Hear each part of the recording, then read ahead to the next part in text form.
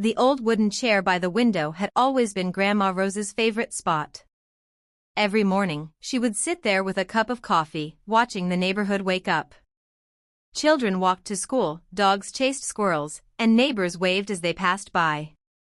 For 78 years, Rose had lived a life full of love. She raised 3 children, worked hard, and never missed a family birthday. Her house was once filled with laughter, holiday dinners, and the sound of little feet running through the hallways. But now, the house was quiet. Her children lived in different states. They called sometimes, usually when they were driving somewhere or had a few free minutes between meetings. Her grandchildren were busy with school, sports, and their own growing lives. Rose understood. At least, she told herself she did. Every Sunday, she carefully prepared a family dinner, hoping someone might visit.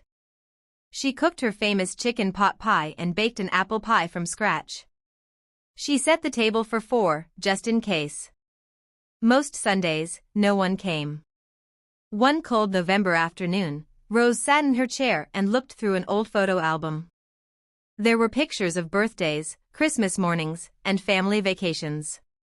In every photo, she was surrounded by smiling faces.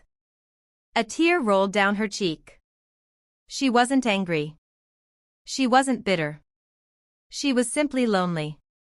That evening, her grandson Ethan was cleaning his room when he found a birthday card his grandmother had given him years ago.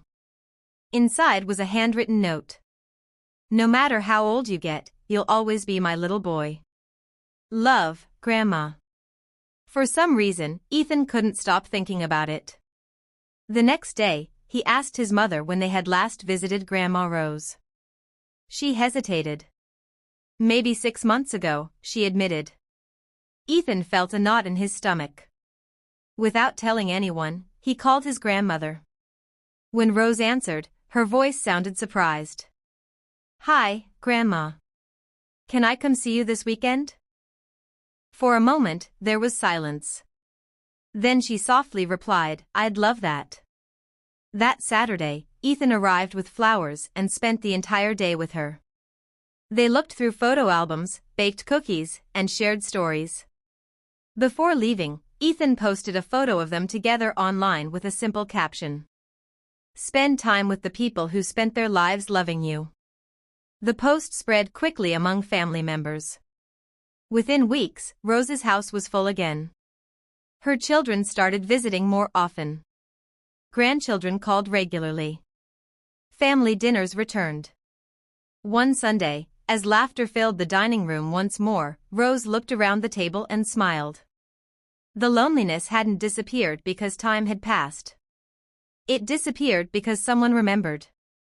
As she sat in her favorite chair that evening, watching the sunset paint the sky in shades of gold and pink, she whispered a quiet thank you. Not for the gifts. Not for the flowers. But for the greatest gift of all.